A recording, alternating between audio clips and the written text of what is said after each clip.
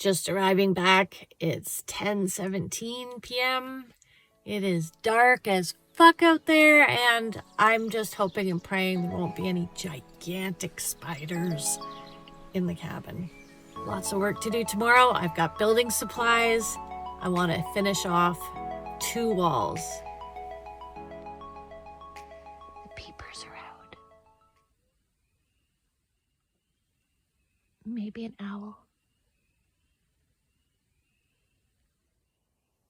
I never thought I would say this, but it's 2 degrees and I can see my breath. That's 2 degrees Canadian, so that's like probably like 35 or something American. Can you hear the frogs? Can you see my breath? Okay, here's the moment of truth. I've set up the fire, including my cheating method. Some cotton balls and some baby oil this time instead of Vaseline. Moment of truth. Oh, there we go.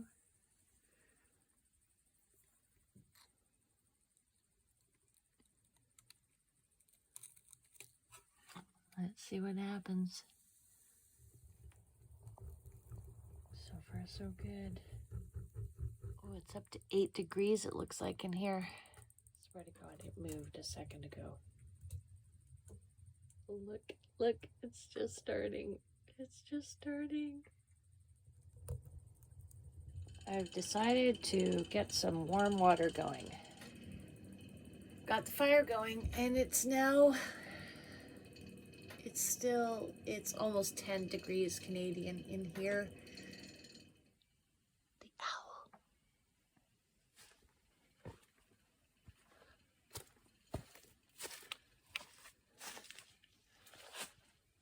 There it is.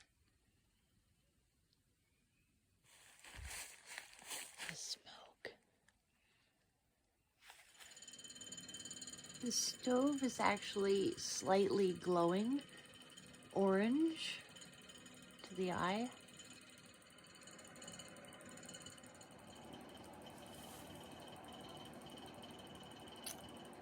Yep. Still just about 14 Canadian Celsius, like up there. And it is, I'm thinking after midnight now, but I got here so late. And, well, it would be nice to warm the cabin up before bed because it's gonna drop. Not that much. It's only supposed to be -2, but I find that most of the time it goes a little bit colder than what they say in the forecast. So -2 is 28.4 Fahrenheit American. Yeah, and 14 degrees is like 57.8 or something, so that's what I'm working on here in the cabin. We're just getting up. Yeah. Hi Ash, I'm working on the cabin. I'm gonna try and finish off a wall with insulation. It's kind of cold out and I'm liking that. I might be changing. The chaos is beginning. I have to move all of that out to expose the wall, and most of it is now on the bed. Total chaos in here, and now it's time to bring all the building supplies. The trip back and forth to the van. Here's the wall that I'm going to try and insulate and then complete that part of it, finish that off. And the chaos. I love it. So the unloading of the van has led me to my sprouts, which have to be watered. My battery has to be recharged, so I'll get the solar panel out. You know, and then there was sticks in my way, so I started breaking them up, getting ready for the fire later. This is what I mean, how I love how just waking up into this environment leads me to what I have to do. And it's all so simple. And it's satisfying. I feel happy. There's the sun up there. So I've angled the panel here and I'm getting 69 watts in, which is pretty good. 69 out of 100. What's nice about this is that, you know, under $500, you're into some power, because the Jackery is all in one. Then you got the solar panel, it was about $100, and this one cable to connect the panel, and that was probably $30 or something like that. Water the sprouts, that's 24 hours of growth. That's about 48 now. And this, I think we're on day 5. So I'm gonna let this one now be exposed to light and put it in the green. And otherwise I'm keeping them in an insulated bag. So I'm just about to water them, and then I'll put these ones back in the dark because they seem to grow way better. Save water, I'm gonna pour that water into this jar, because we're just watering them, right? We're just giving them a little drink. And then this one, I just filled the jar partially, and then I'm just gonna keep rotating it until all the sprouts have had a water.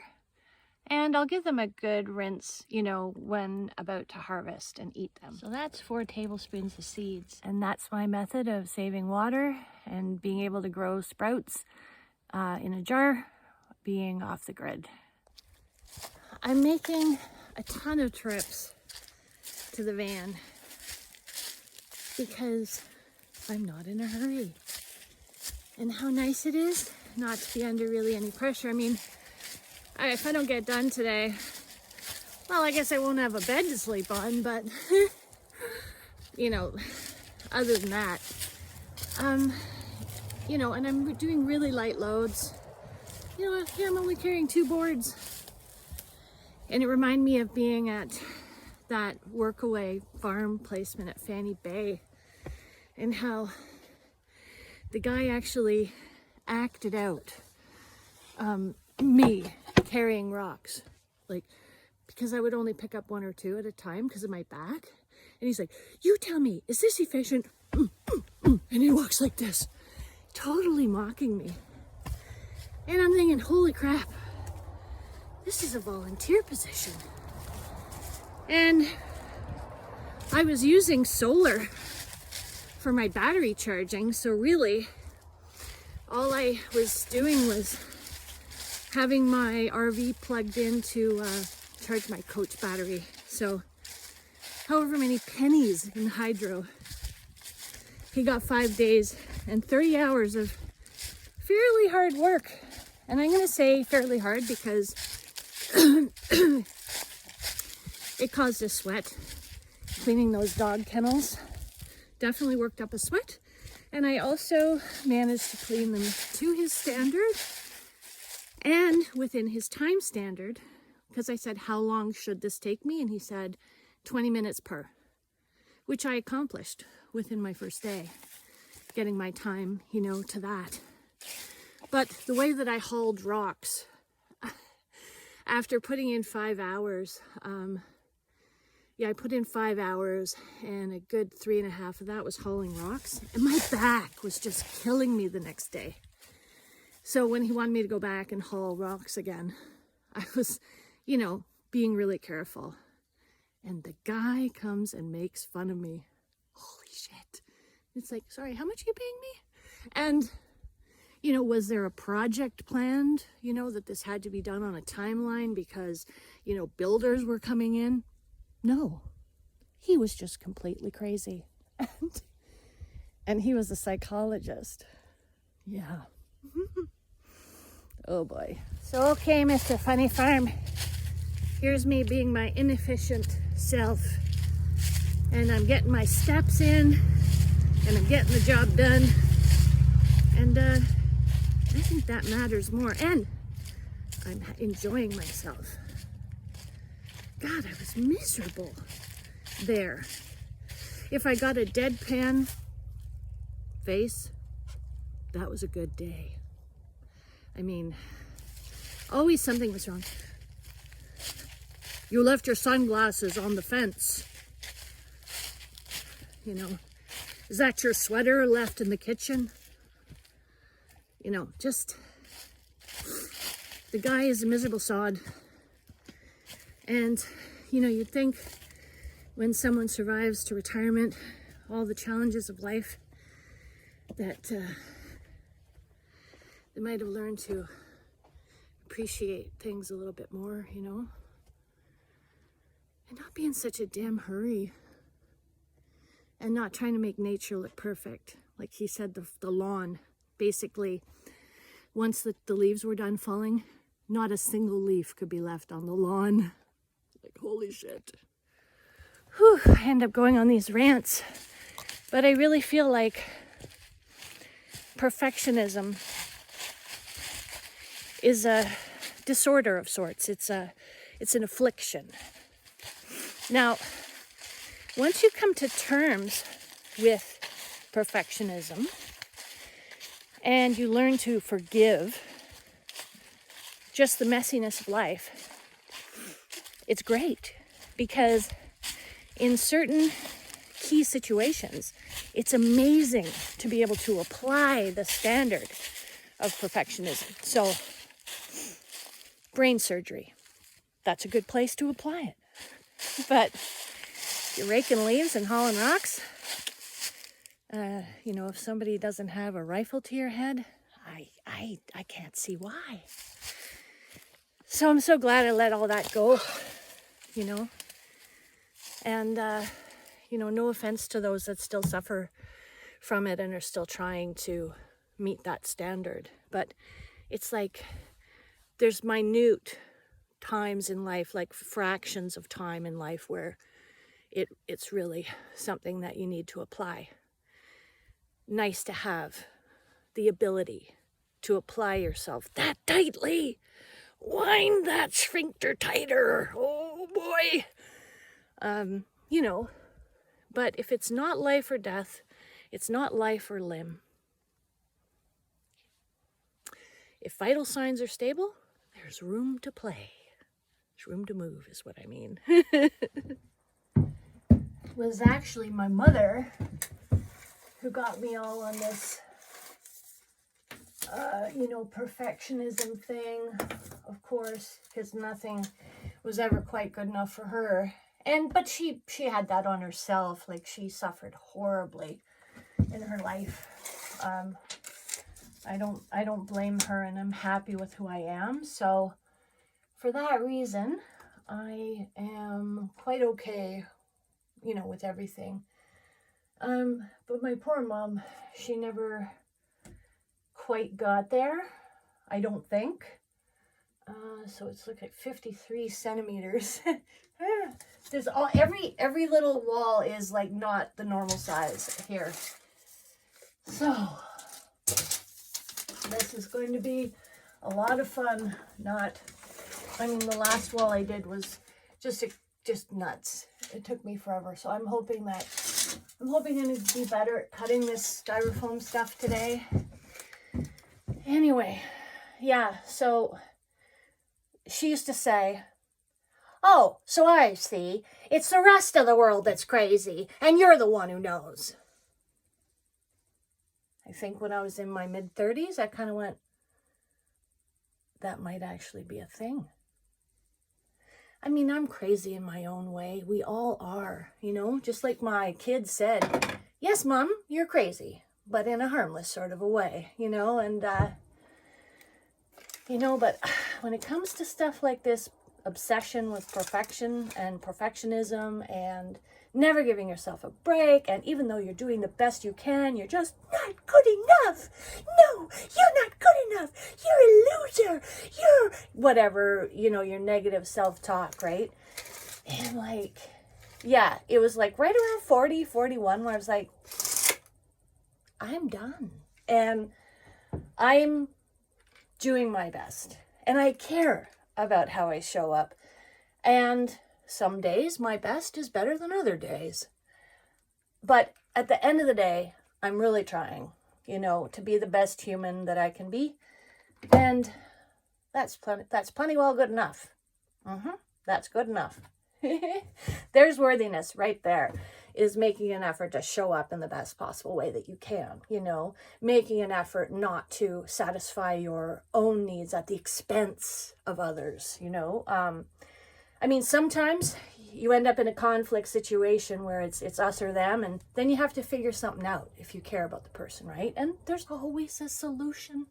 There's always a way to do it if you both have each other's best interests at heart. And if that's where you're leading from, then absolutely there is a way.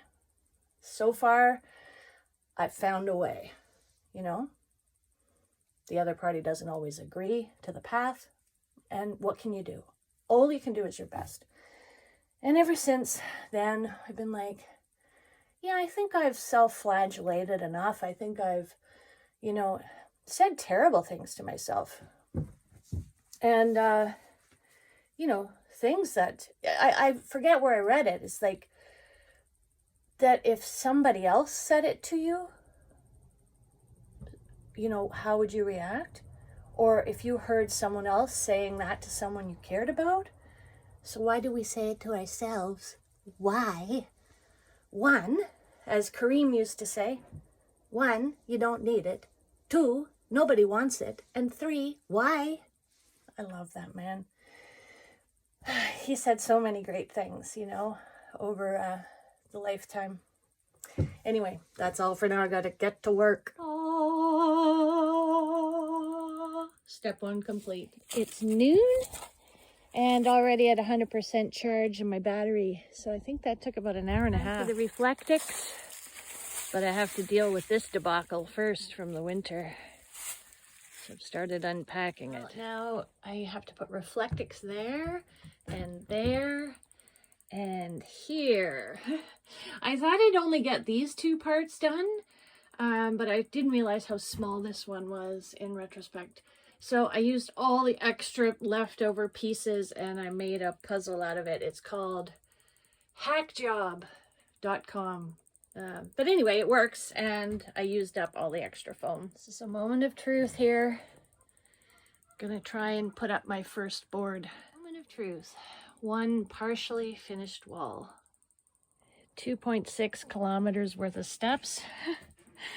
Just walking around the property, and 1 wall semi-finished, and I get to plan the shelving now. But I'm gonna wait till it's supposed to start raining, so for now, I am gonna sit and I'm gonna have myself a drink. I'm at 3.7 kilometers, so I'm just gonna take a little stroll, see if I can get my steps up to where I want. I haven't been here in so long. This is a really nice spot. It's beautiful rocks, and there's a bridge over there. It won't be much longer. I can walk out here because when the bugs come out, this is definitely behind enemy lines. I'm gonna collect some firewood while I'm here. I'm looking for my frying pan here in all this chaos, and I'm trying to remember which layer. The things that were on the hooks here, trying to remember where they went. Yeah. Oh yeah, this is fun. For sure, but it's temporary. Ashley, there's no bugs yet. There are no bugs, and it's above 0. And I have to cook dinner outside because the cabin is a complete mess.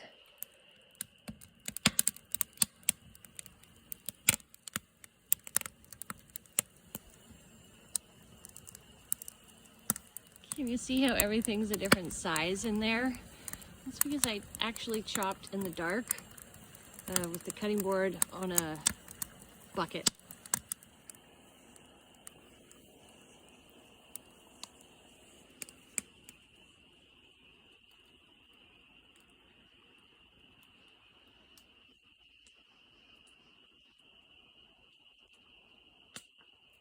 Hi, Andre. I'm here camping at the property, and there's no bugs, so maybe sometime you can come up at a time of year when there's no bugs. Oh my god! Shite.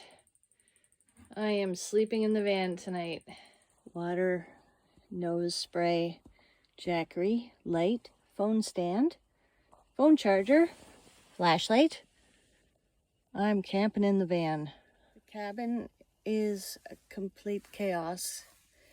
I cooked on the fire. Fava beans, carrots, onion, zucchini, kind of curried.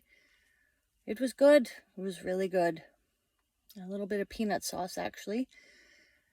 But yeah, it's not worth putting Humpty Dumpty back together because tomorrow I want to do that other wall. Try working on that other wall and see where we go from there. So this is my first time camping in the van. Got the mattress. It's been here since day one, you know, and I can hear the spring peeper frogs, and it's pretty exciting, actually. I'm excited. Good morning, Joe. Knowing how much you love organization, I want to show you. Good Lord. Good God. Wait for it. Oh yeah. Look at that. We got olive oil with nails. What a sense of organization I have, hey? Here is the panorama of the chaos and the emerging possible order. Ta-da! A wall. Just taking a little walk. Taking a break because tomorrow it's supposed to rain. Decided to take a walk because it's supposed to rain tomorrow. And so I'm at the pond and it's so hot out. It's 21 Celsius, 21 Canadian, 69.8 Fahrenheit. And I am sweating. There's the first trillium I've seen this spring. Wow. This is why I'm afraid of the white pine, because nothing can get roots very deep here. There's so much rock. That's an impressive wall of water, and it's a pretty small dam too. Look at that. Whoa. If that dam broke, I'd get washed away. There's another sizable tree that's come down. Again, shallow roots and all these rocks.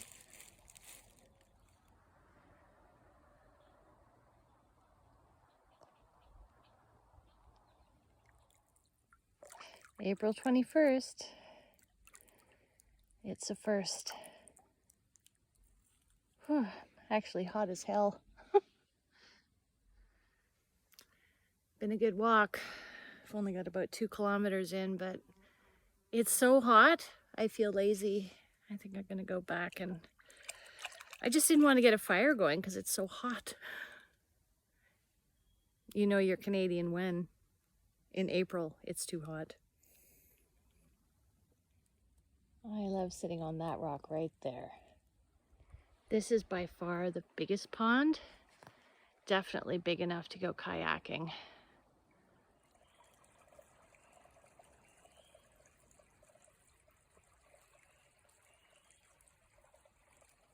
That is a big dam. That is like a wall of water. One of the cottages I represented almost got washed away one year when a beaver dam broke.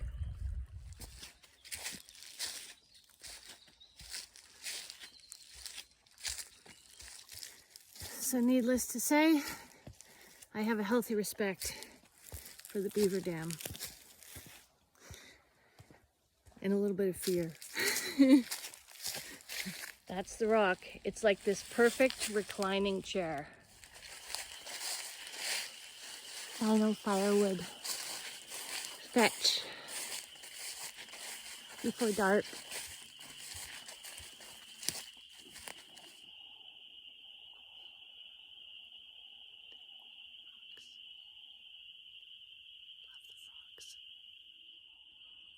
So here's the quick evolution.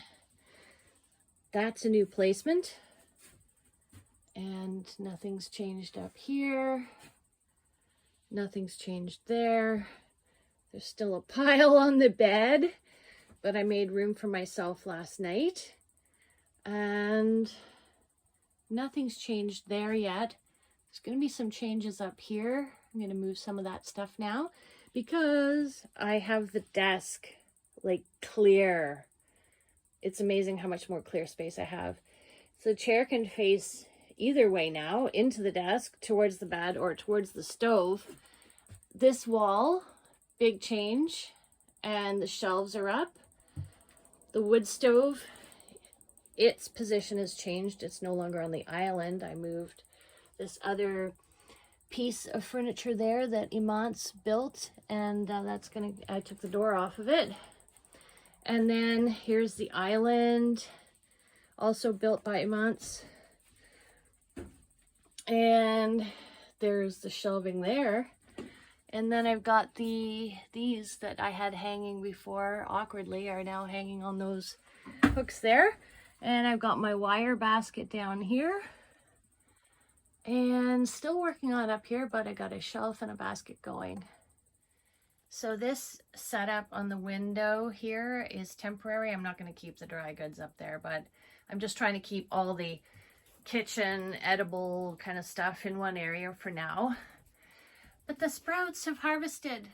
That was a 2-liter mason jar, full in about 6 days.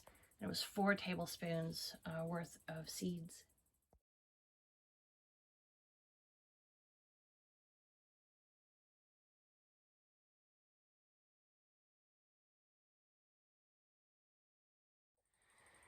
Good morning.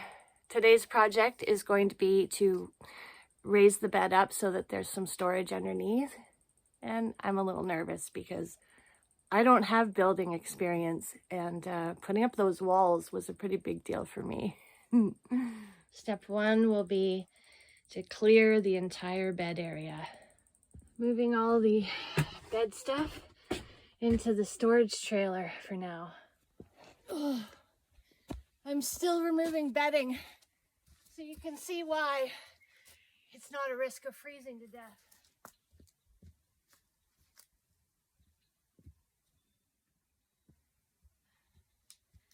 I'm making lots of trips, which gets the blood going and get lots of steps in.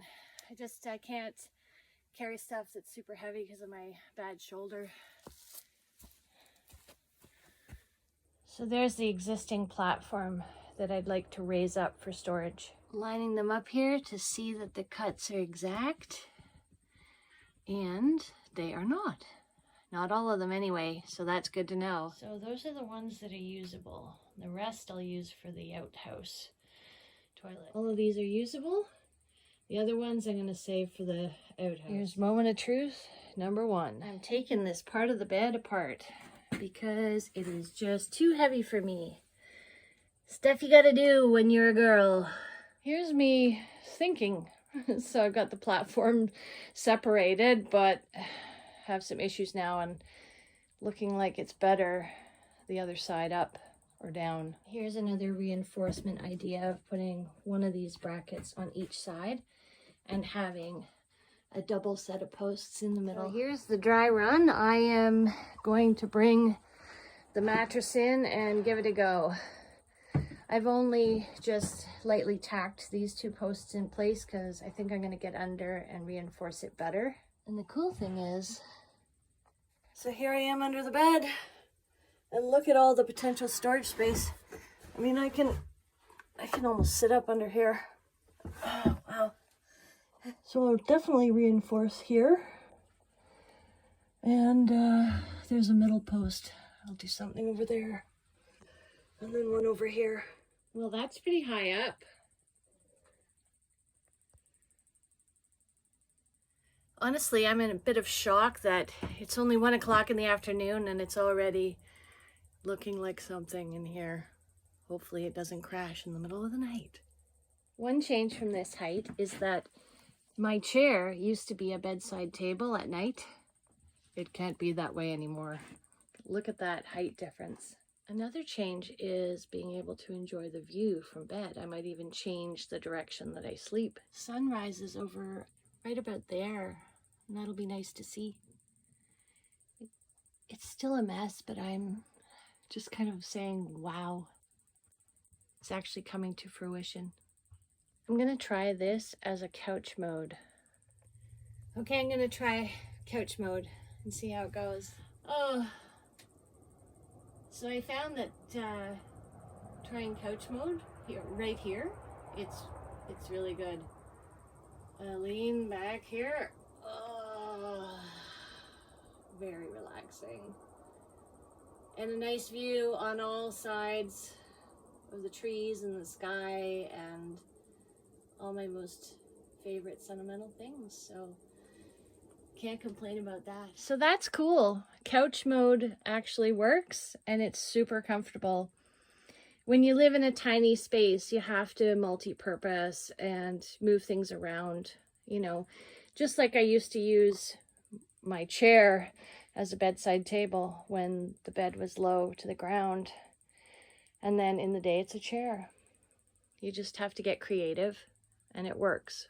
Oh, I'm just finding such sentimental things.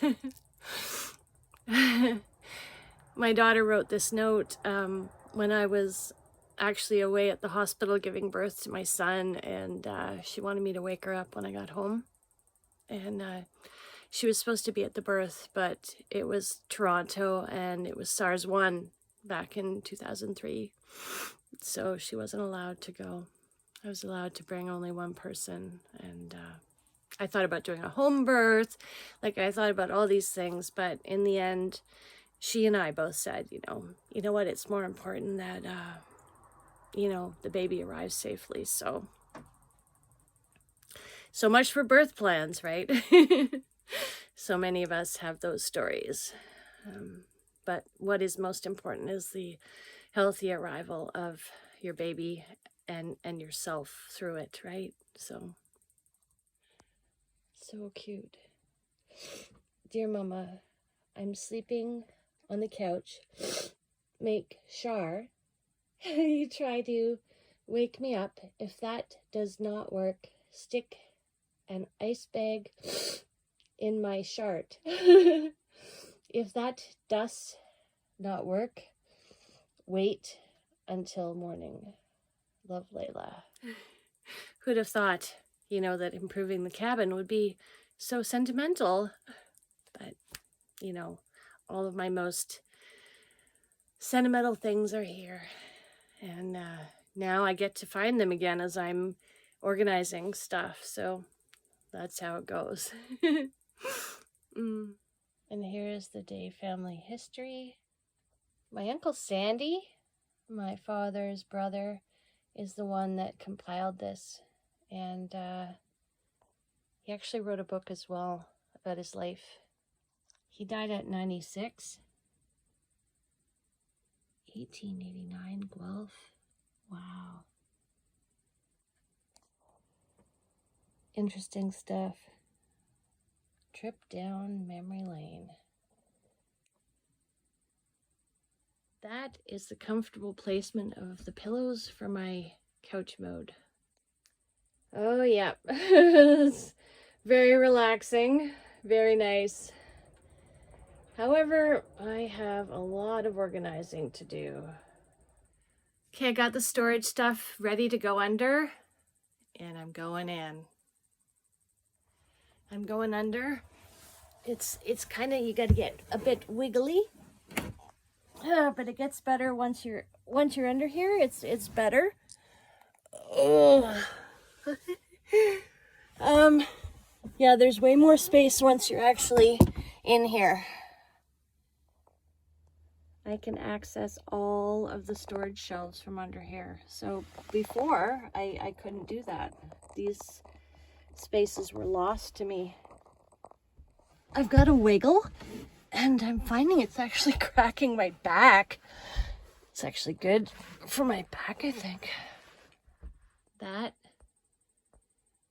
right here. This was my mom's piggy bank. She used to keep it under her bed, and when I was a little kid, I used to steal pennies from it.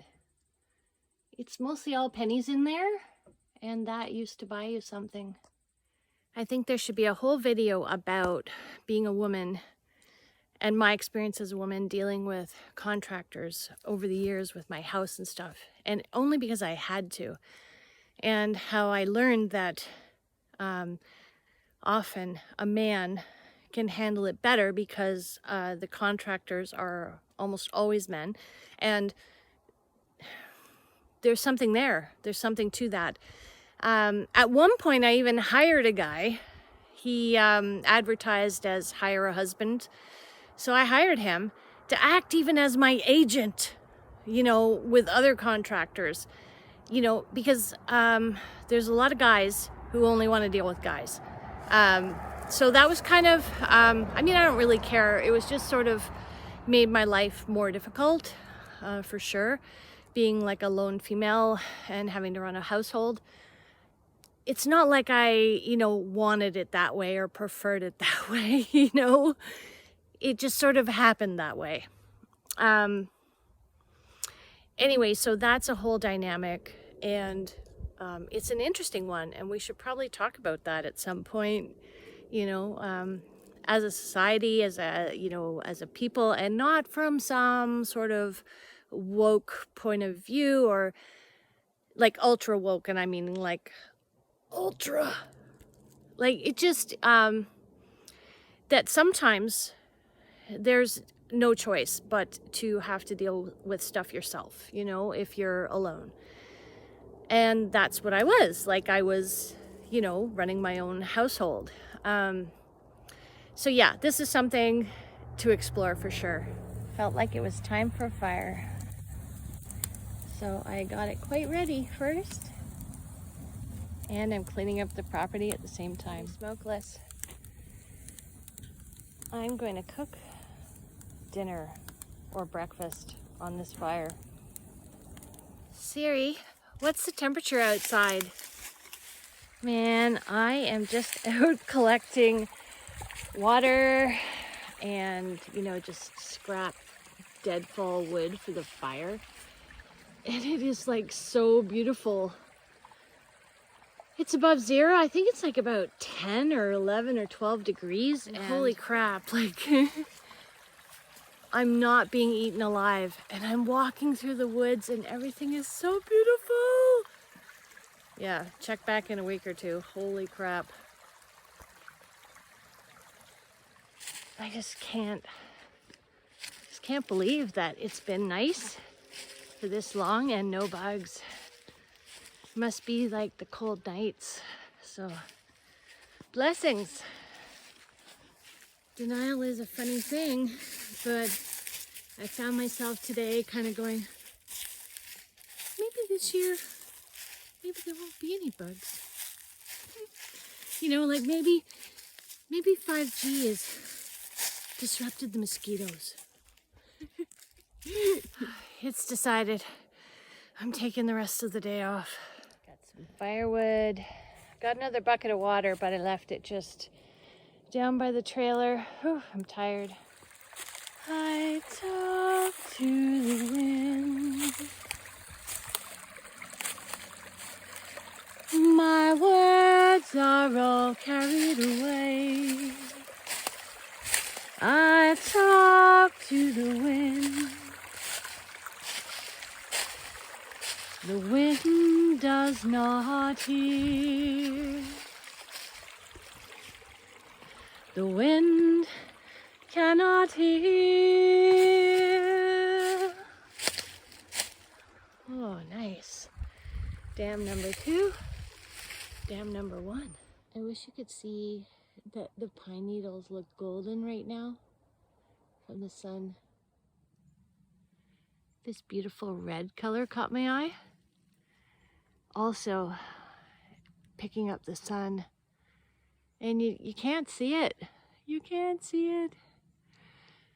But it made me stop building the fire again. Look at how many sprouts I got from 4 tablespoons full of seeds. That's a 2-liter jar. A lot of stuff is getting over it in your mind. Like these tongs I used to pick up dead mice.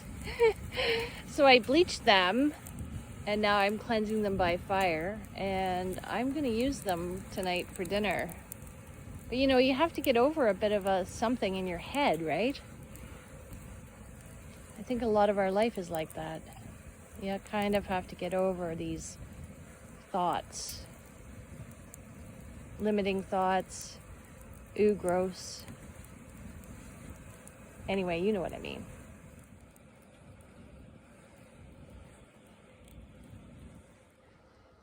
The buds are definitely out. It won't be long, and it's amazing how quickly it happens. You know, and suddenly there's green. And my cell signal will be mostly gone. Progress. The caravan is now in past the chain. It's just so wet. Last June, I got stuck for about 25 minutes, right around all in here, over there. It was totally insane. Look at that. Look at those trilliums coming up. Ooh, I'm thinking of my Aunt Doreen. Cutting carrots. Let me come back to that one. Oh. Time to be cooking my one meal of the day. And I've got my very first time to ever try local grass-fed meat, and this is a pork chop. And I ordered it from Niku Farms, which is like a collective of, they use 10 suppliers, all local. Everything's grass-fed and natural, pasture raised and all that good stuff. And here's some carrots and onion, and I'll probably add some chickpeas to that, I think. And the frogs are out.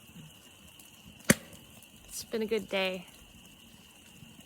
Hopefully the bed doesn't collapse, but I'd say it's been pretty productive. Here's the tour. The bed with the storage underneath. Hopefully it doesn't collapse. Hear those goddamn geese. And there's my chair that can even push in now at the desk. There's the new wall and the new shelves. New placement of the wood stove.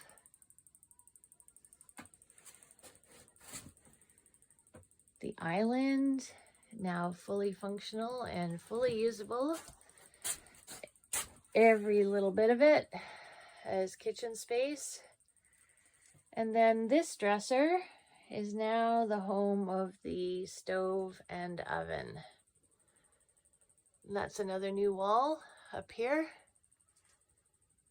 And this shelf was put up, and that shelf was put up. And I'm going to be hanging utensils from here eventually. Still got to do something with the back of the wood stove area. And I hung that painting. And there's Sylvia's painting. So there's mother and daughter.